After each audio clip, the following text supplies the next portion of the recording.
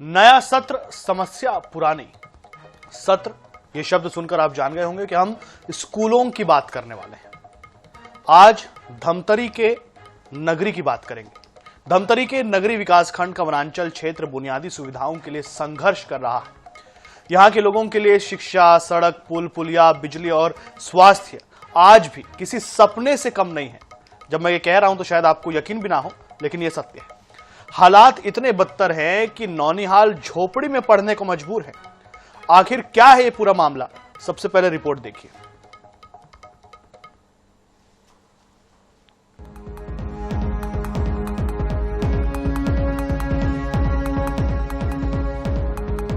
बाईस जून को बुनियादी सुविधाओं को लेकर हजारों ग्रामीणों ने धमतरी जिला कलेक्टर कार्यालय में अपनी आवाज बुलंद की।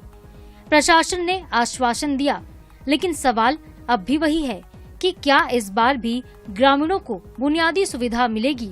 मैं अंगे सिरवानी और इस वक्त मैं मौजूद हूँ नगरी ब्लॉक से 30 किलोमीटर की दूरी वनांचल क्षेत्र यानी टाइगर रिजर्व क्षेत्र के उस वनांचल क्षेत्र में हूँ, जहाँ के लोग 22 जून को जिला मुख्यालय में आंदोलन किए थे। उनकी मांग थी कि स्वास्थ्य, बिजली, सड़क और शिक्षा को लेकर। जब उन्होंने आंदोलन किया तो हमने ग्राउंड रिपोर्ट दिखाने के लिए उनके मांग के आधार पे कि वास्तविक में उनकी समस्या क्या है, तो हमारा टीम आज यहाँ पर पहुंचे हुए हैं। आईएनएच की टीम नगरी के वनांचल क्षेत्र के कई गांवों में पहुंची तो सरकारी दावों और जमीनी हकीकत के बीच एक बड़ा अंतर देखने को मिला। ग्राम पंचायत खल्लारी के आश्रित गांव गाता बहारा गांव में स्कूल भवन नहीं है। छोटे छोटे बच्चे खुले आसमान के नीचे एक पेड़ की छांव में बनी झोपड़ी में पढ़ाई करने को मजबूर हैं। बरसात हो या तेज धूप, यहाँ पाठशाला लगती है। आईएनएच की टीम को ग्राम रिसगांव की तस्वीर और भी चिंताजनक नजर आई। यहाँ कच्ची सड़कें, नदी नालों और पुल पुलिया का नामो निशान नहीं है।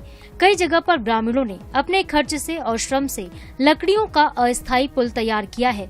बारिश के दिनों में ये रास्ते जानलेवा बन जाते हैं। इन गांवों में बिजली नहीं है, स्वास्थ्य सेवाएं बदहाल हैं। बीमार पड़ने पर कई किलोमीटर तक पैदल चलना ग्रामीणों की मजबूरी बन जाती है। ग्रामीणों का कहना है कि वर्षों से शासन प्रशासन से मूलभूत सुविधाओं की मांग कर रहे हैं। हर बार टाइगर रिजर्व के नियमों का हवाला देकर उनकी मांगों को टाला जा रहा है। हमारे क्षेत्र की समस्या के लिए बहुत ही लड़ाई लड़े हैं, आज तक लड़ाई लड़ रहे हैं, लेकिन बहुत ही यहाँ गंभीर समस्या है। जैसा कि यहाँ हमारे क्षेत्र में रोड की समस्या है, नदी में पुल की समस्या है और लाइट की समस्या है। सौर लाइट तो लगा है, लेकिन वहाँ बैटरी बैकअप करने वाला नहीं है। यहाँ कोई देख रेख करने वाला नहीं है। शासन प्रशासन से हम लोग कई बार हमारे क्षेत्र के लिए कई बार मांग किए हैं, लेकिन हमारे क्षेत्र के लिए कोई मने ध्यान नहीं दे रहे हैं। शासन भी ध्यान नहीं दिया, ना प्रशासन भी ध्यान दिया।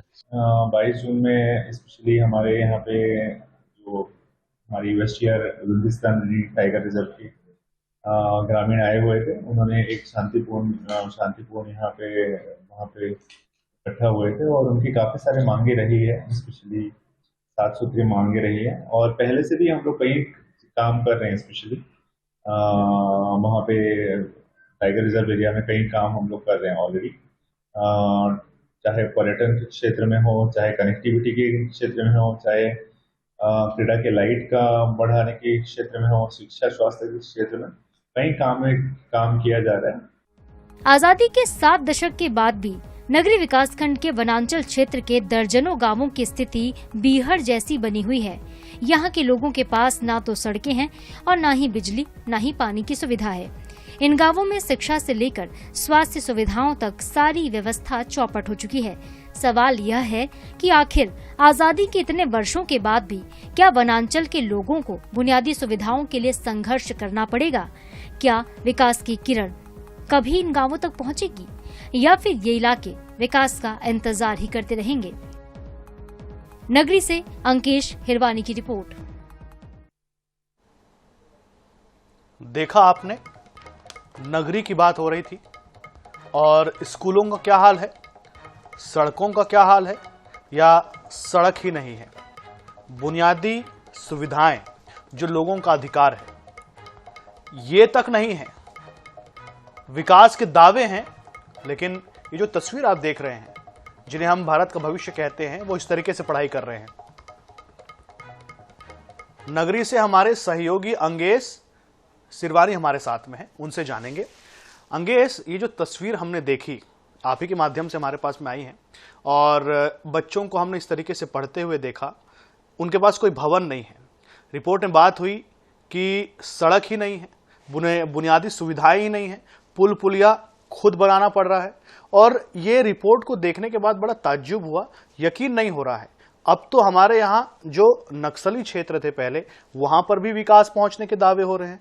तो नगरी में ऐसा क्या हुआ कि आज तक इन क्षेत्रों में बुनियादी सुविधाएं तक नहीं पहुंची? सुविधाएं तो छोड़ दीजिए, सुविधाएं नहीं बोलना चाहिए, ये तो इतनी छोटी चीजें हैं आज के समय में कि ये तो अधिकार है, तो लोगों को अधिकार भी नहीं मिल रहा है।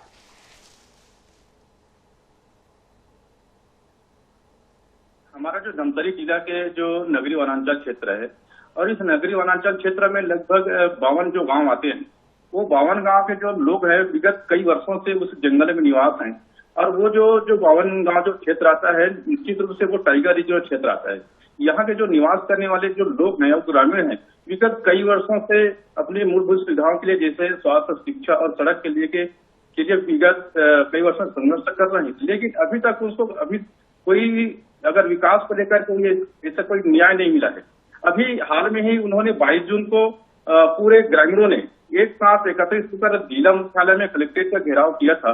वहां पर अपने बात रखी कि हमारे इस क्षेत्र जो मूलभूत सुविधाओं से वंचित है, तो अगर यहाँ पर विकास होता है, जैसे कि सड़क होनी चाहिए, जैसे कि वहां पर स्कूल होनी चाहिए और पुल पुलिया होनी चाहिए, अगर ये वहां पर विकास होता है तो निश्चित रूप से यहाँ जो 52 गांव क्षेत्र जो आता है टाइगर रिजर्व क्षेत्र के अंतर्गत, वो वहां के ग्रामीणों जो है निवास कर रहे हैं, वो विकास के मुख्य धारा में जुड़ सकते हैं। मैं आपको बताना चाहूंगा, जब 22 जून को ग्रामीणों ने जब हजारों की संख्या में जब कलेक्ट्रेट के पास में जब धरना प्रदर्शन किए, उन्होंने एक सोच करके आए थे, जब तक हमारी मांग पूरा नहीं होगा तब तक हम वहां पर डटे रहेंगे।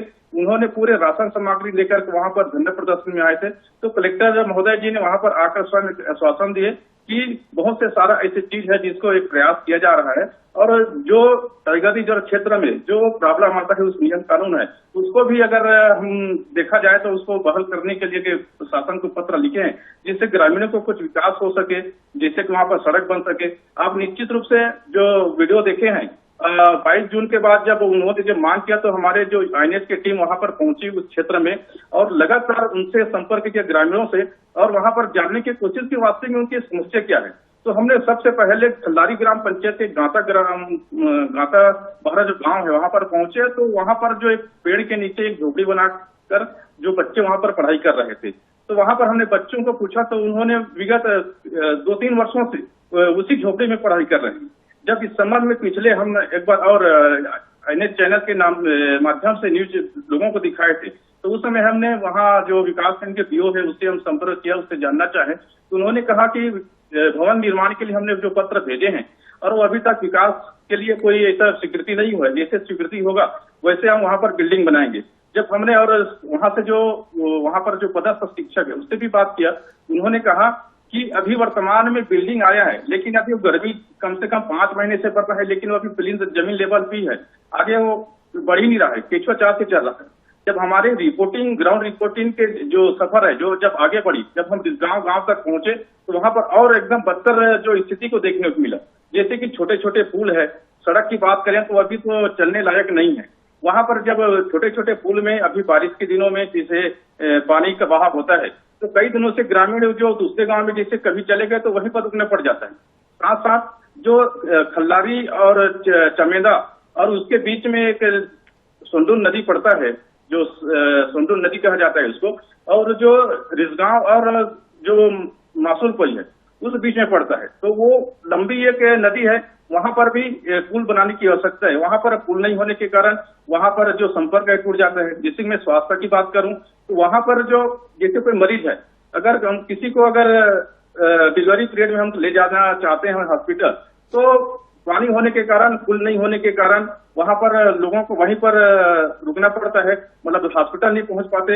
ऐसे गंभीर स्थिति में उसको मौत के मुंह में जाना पड़ता है। जी अंगेश, आपने जो बात कही कि अधिकारी ने आश्वासन दिया कि अब धीरे धीरे जो है वो काम हो रहा है और काम पूरा हो जाएगा, इस आश्वासन से भी कुछ समझ में नहीं आ रहा है। ये जो तस्वीर है, बिल्कुल आपने सही कहा। जी, ये जो तस्वीर है, इतनी सहानुभूति है, इतना दुख है इन बच्चों को देख करके। ये भारत के भविष्य हैं और इस तरीके से पढ़ रहे हैं। और जैसे कि आपके माध्यम से जानकारी मिली कि विगत पिछले 2-3 सालों से ऐसा होते आ रहा है।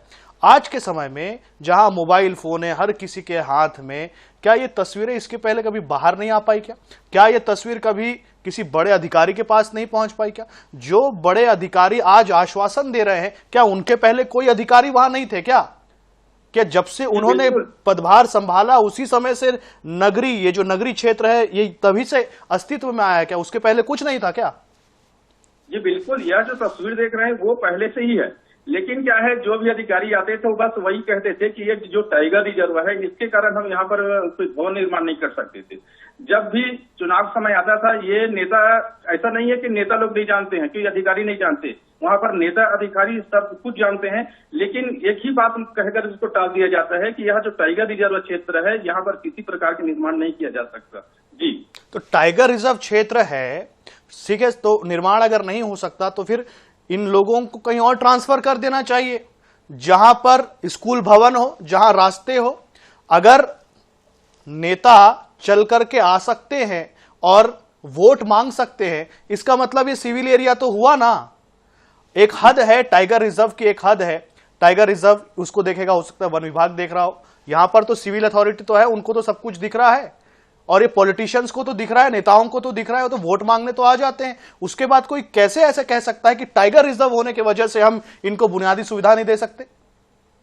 जी बिल्कुल, टाइगर रिजर्व घोषित होने के पहले यहाँ के जो ग्रामीण वहां पर निवास कर रहे हैं, और ये जो टाइगर रिजर्व जब घोषित हुआ तो उस समय ये मालूम नहीं था कि हमको आने वाले भविष्य में ये सारी दिक्कत हो सकती है। और जब नेता बोलते हैं, चुनाव के पहले जाते हैं कि हम विकास जरूर कराएंगे, जब वो नेता कुर्सी में बैठते हैं तो यही बात कहता है कि हम टाइगर रिजर्व है, ये नहीं हो सकता। देखिए, टाइगर रिजर्व ये है तो वो बिल्कुल रूप से, अगर पॉलिटिक्स में जब निर्णय लिया जाता है तो वो संविधान बनता है और वन्य जीवों के लिए। अच्छा अंगेश, जो बनाया गया इसी है, के साथ मुझे एक जवाब दीजिए कि क्या टाइगर रिजर्व में काम नहीं होता है? क्या टाइगर रिजर्व में भी तो काम होता होगा? अंदर में कोई निर्माण कार्य हमेशा चलता रहता होगा, कुछ ना कुछ। जो जानवर है वहां पर उनके लिए कुछ ना कुछ होता रहता होगा।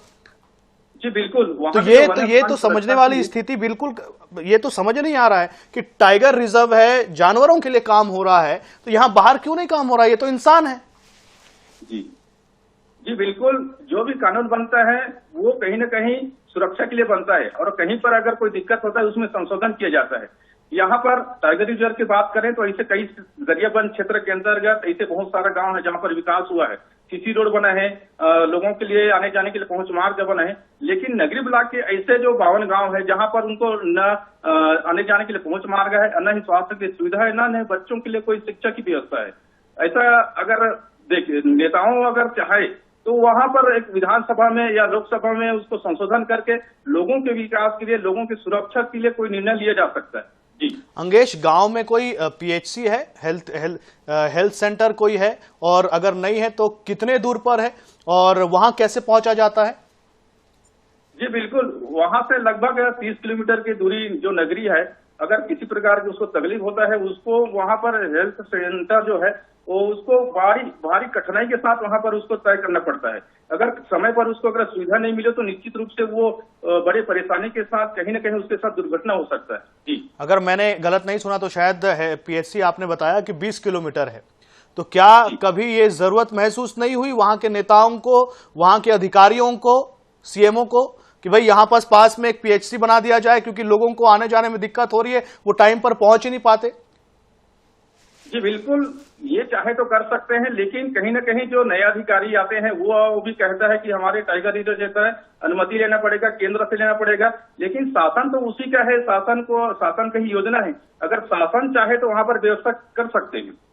शासन व्यवस्था कर सकती है, तो फिर आड़े कौन आ रहा है? आपको क्या लगता है कि सबसे ज्यादा समस्या कौन पैदा कर रहा है? कि ये जो प्रशासनिक कागज पत्र होते हैं, क्या वो समस्या पैदा कर रहे हैं? क्या बार बार यही होता है क्या कि भाई कुछ करने के लिए जाते हैं और वो कहते हैं टाइगर रिजर्व की वजह से हम ये काम नहीं करते? ये तो समझ से परे है। जी बिल्कुल, यहाँ जो जनप्रतिनिधि होते हैं, मैंने अभी तक के देखा है किसी जनप्रतिनिधि ठोस बात वहां सदन तक नहीं रख पाते, जिसके कारण वो यहाँ के लिए कोई योजना नहीं बन पाते। क्योंकि जो यहाँ के जो ग्रामीण है वो बिल्कुल उम्मीद के साथ अपना जनप्रतिनिधि चुनते हैं, यह इसलिए चुनते हैं कि आने वाले समय में हमारा कहीं न कहीं रास्ता निकालेगा। लेकिन जब वो जनप्रतिनिधि बनकर जाते हैं तो किसी प्रकार के शायद वहां दमदारी के साथ बात नहीं रखता, इसी कारण आज ग्रामीणों को भुगतना पड़ रहा है। जो सरकारी योजनाएं होती हैं राज्य सरकार की या केंद्र सरकार की, अगर हम सिर्फ उन योजनाओं की ही बात कर ले तो क्या वो योजनाएं गांव तक सही तरीके से पहुंच रही हैं कि नहीं?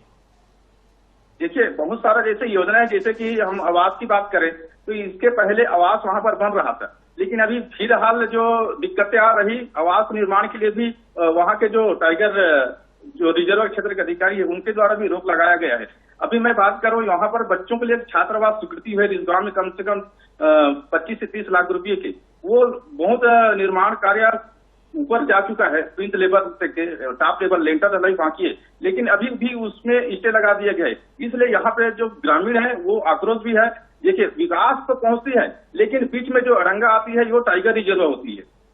तो टाइगर रिजर्व अगर अड़ंगा उस वजह से आ रहा है, बार बार विकास कार्य जो है वो बाधित हो रहे हैं, तो क्या इसका कोई रास्ता नहीं निकल सकता? क्या कभी तो किसी अधिकारी ने बताया होगा कि भाई इसका ये रास्ता है, ग्रामीणों को ये करना चाहिए। हालांकि ग्रामीणों को तो कुछ नहीं करना चाहिए क्योंकि सारी चीजें जो है वो बड़े अधिकारी ही करेंगे। आप बने रहिए अंगेश हमारे साथ में। हमारे साथ में है कांग्रेस विधायक सिहावा से अंबिका मरकाम जी हमारे साथ में है और हम उनसे बातचीत करेंगे। अंबिका जी, ये जो तस्वीर हम देख रहे हैं ये इतनी दर्दनाक है, इतनी दुखी करने वाली है कि ये बच्चों की तस्वीर, अभी भी अगर आप टीवी स्क्रीन देख रही होंगी तो टीवी स्क्रीन में देखिए ये बच्चे जो है वो किस तरीके से बैठ करके पढ़ रहे हैं। 2-3 साल से स्कूल भवन नहीं है। पीएचसी यानी कि जो नॉर्मल हेल्थ सेंटर होता है वो लगभग 20 किलोमीटर दूर है, वहां जाने के लिए भी सुविधा नहीं है। हो क्या रहा है यहां पर? आपकी काला होल्ड में राखी है। लगता है तकनीकी कारणों की वजह से हमारा संपर्क नहीं हो पा रहा। हम दोबारा उनसे जुड़ने का प्रयास करेंगे। अंगेश लगातार हमारे साथ में बने हुए हैं और अंगेश, जितनी बातें आपने हमें बताई हैं वो वाकई दुखी करने वाली हैं कि कैसे छोटी छोटी चीजें के लिए इन ग्रामीणों को आज भी भटकना पड़ रहा है। और छोटी छोटी चीज जब मैं कह रहा हूं तो वो कोई अपना अधिकार की बात, उनकी अधिकार की बात है। भाई, अच्छी सड़क उनके पास में हो ये तो उनका अधिकार है, उनके बच्चे अच्छे स्कूल में पढ़े, शिक्षा अच्छी से मिल जाए, स्वास्थ्य सुविधाएं उनको अच्छी मिल जाए, लेकिन यहां तो तीनों ही चीजें गायब हैं। सड़क अच्छी नहीं है, पीएचसी 20 किलोमीटर दूर है जहां जाया नहीं जा सकता बड़ी आसानी से। अगर इमरजेंसी आ जाए तो गांव वाले क्या करते हैं अंगेश? जी बिल्कुल, आपने सही कहा, क्योंकि जब उसको आवश्यकता पड़ती है तो वो उसका एक मजबूरी है कि वो कहीं ना कहीं एक व्यवस्था बनाकर वो जो अपने जो ग्रामीण की व्यवस्था होती है उसमें वो निर्भर रहते हैं। जैसे कि हम अगर कोई बीमार पड़ गए तो हम हॉस्पिटल तो नहीं पहुंच पाएंगे, लेकिन वो जैसे तैसे उपचार होता है जो अपने स्तर पे कहना चाहिए घरेलू उपचार होता है, तो उसमें उन लोगों ने सहायता लेते हैं। अगर उसमें ठीक हो जाता है तो ठीक है, लेकिन अगर कहीं उसमें कष्ट नहीं हो पाया तो निश्चित रूप से उसकी मौत निश्चित है। बताइए, मौत तक हो जाती है और उसके बाद भी प्रशासन जो है, प्रशासन वो जूं नहीं रेंगती है, उनको कोई लेना देना नहीं है। और ये स्थिति, ये जब हम आपको दिखा रहे हैं, फिर से यही तस्वीर, हमारे पीसीआर जो है वो बार बार यही तस्वीर हमारे सामने रख रहे हैं क्योंकि ये तस्वीर बहुत डराने वाली है। ये भारत के भविष्य है और देखिए वो किस तरीके से पढ़ रहे हैं। हम जब आज इतने बड़े बड़े दावे करते हैं, सरकार की बात करो चाहे प्रशासन की बात करो, हम कह रहे हैं कि हम इंफ्रास्ट्रक्चर पर बात कर रहे हैं, इंफ्रास्ट्रक्चर पर काम हो रहा है, एक्सप्रेसवेज भारत में बन रहे हैं और नल जल योजना, उज्ज्वला योजना, हमें ऐसा लगता है कि पता नहीं भारत कितना बदल चुका है। और उसके बाद हम ये तस्वीर देखते हैं। अंगेश, ये तस्वीर जब हम देखते हैं, हमारे जो दर्शक हैं वो भी देख करके उनको भी यकीन नहीं हो रहा होगा कि हम आज 2026 की बात कर रहे हैं। राज्य में भारतीय जनता पार्टी की सरकार है, केंद्र में भारतीय जनता पार्टी की सरकार है। आए दिन हर नेता टीवी पर आता है, वो कहता है कि हमने आज यहां का निरीक्षण कर दिया, आज इस भवन का लोकार्पण कर दिया। लेकिन जब मेरी नजर और हमारी नजर नगरी के इन क्षेत्रों पर पड़ रही है तो दुख हो रहा है। अंगेश जी बिल्कुल, ये सही बात है कि वहां पर अगर तस्वीर देखते हैं तो हमारा भी ये दिल कांप उठता है कि हम जो देख रहे हैं और यहाँ पर जो हम उस स्थिति में हैं कि वहाँ के बच्चे भी ये चाहते हैं कि हम कहीं न कहीं आगे जाके अच्छे पढ़ाई करें, लेकिन उनकी मजबूरी है। आप बिल्कुल जो तस्वीर आप देख रहे हैं वो हकीकत है और उनका भी एक सपना है कि कांग्रेस, आप हमारे साथ में अंगेश, हमारे साथ में कांग्रेस विधायक रंजना, माफ करिए, हमारे साथ में एक और गेस्ट जुड़ रहे हैं अंगेश, उनसे भी हम बात करना चाहते हैं और उनसे पूछना चाहते हैं कि आखिर ये जो समस्या है उसका समाधान कैसे निकलेगा। प्रदेश उपाध्यक्ष बीजेपी रंजना हमारे साथ में है, रंजना साहू जी। रंजना साहू जी, मैं आपसे जानना चाहूंगा, हम अंगेश के माध्यम से नगरी की ये तस्वीरें देख रही हैं, नगरी के ग्रामीण इलाकों की ये तस्वीरें हमको कहीं से भी नहीं दिखा रही हैं जो भारतीय जनता पार्टी के बड़े नेता रोज दावा करते हैं कि राज्य में बड़े बड़े काम हो रहे हैं। यहां बच्चे इस तरीके से पढ़ाई कर रहे हैं, 2-3 साल हो गए, स्कूल का भवन उनके पास में नहीं है, रोड नहीं है ताकि वो सही तरीके से अस्पताल पहुंच जाए, अगर इमरजेंसी है तो कोई सुविधा उनके पास में नहीं है। जी जी, नमस्कार। और देखिए, जिस तरह सिहावा क्षेत्र की यदि हम बात करें, जिला धमतरी आता है। सिहावा वो क्षेत्र ऐसा है कि कुछ जो जगह है वो नक्सल प्रभावित क्षेत्र भी रहे हैं उसमें। तो चूंकि अब छत्तीसगढ़ शासन के माध्यम से और रंजना जी, यहाँ पर समस्या आपके माध्यम से मैं बताना चाहता हूँ, शायद आपकी वजह से बात आगे पहुंच जाएगी। वो हमारे जो सहयोगी है अंगेश, उनके माध्यम से हमें यह समझ में आया है कि टाइगर रिजर्व होने की वजह से वहां पर काम अटक जाता है। कोई भी काम होता है, अगर वो पास होने वाला होता है तो टाइगर रिजर्व की वजह से वो अटक जाता है। बिल्कुल, और ये विषय भी है। और दूसरा, चूंकि कुछ नक्सल प्रभावित क्षेत्र भी थे, तो ये समस्याओं का समाधान लगातार सरकार करने के लिए आगे बढ़ रही है। और चूंकि वहाँ के स्थानीय विधायक ने भी इसको संज्ञान में लिया है और शासन का भी ध्यानाकर्षण कराया है तो निश्चित रूप से कहीं न कहीं इस समस्या का समाधान निकल रहा है। शासन और प्रशासन के माध्यम से शिक्षा विभाग भी वहां पर जाकर देख रही है। जी, अंबिका अमरकाम जी भी हमारे साथ, रंजना जी रोकना चाहूंगा, अंबिका अमरकाम जी भी हमारे साथ में है, सिहावा से कांग्रेस विधायक हैं और उनसे भी जानूंगा। अंबिका जी, ये जो तस्वीर है, 2-3 साल हो गए, बच्चों के पास में स्कूल का भवन नहीं है। मेरे ख्याल से आपको शायद यकीन भी नहीं होगा अगर जब मैं यह बात आपको बता रहा हूं, और इस तरीके से वो नीचे बैठ करके पढ़ाई करते हैं किसी भी मौसम में। पीएचसी नहीं है, हेल्थ सेंटर नहीं है और रास्ता भी नहीं है कि वो 20 किलोमीटर दूर हॉस्पिटल कहीं जा सके। इमरजेंसी में तो कोई जा नहीं पाता। जो नॉर्मल जड़ी बूटियां और जो घरेलू उपाय होते हैं उनसे इलाज चल रहा है उनका। आज भी स्कूल तो बच्चों के लिए नहीं है। ऐसी स्थिति में हम कहां दावे कर रहे हैं कि हम काम कर रहे हैं, इंफ्रास्ट्रक्चर पर काम कर रहे हैं? जी अंबिका जी, मेरी आवाज आप तक पहुंच पा रही है? हाँ, पहुंच रही। मेरा सवाल आपसे ये है कि हम जब नगरी की ये तस्वीर देख रहे हैं, यहाँ ग्रामीण क्षेत्रों में बच्चों के पास में स्कूल का भवन तक नहीं है और सड़क भी नहीं है ताकि लोग जो हैं ग्रामीण जो है इमरजेंसी में या किसी दुविधा में हॉस्पिटल पहुंच सके। कोई इंफ्रास्ट्रक्चर नहीं है। आज के समय में कोई काम करने के लिए जाते हैं, अगर ग्रामीण कोई काम कराना चाहते हैं तो बोल देते हैं ये टाइगर रिजर्व है, इस वजह से यहाँ काम नहीं हो पा रहा है। देखिए सर, अभी आपने स्कूल का गाता बाहर का कहा है, मैंने ध्यान आकर्षण लगाया था करीब 18 स्कूलों का।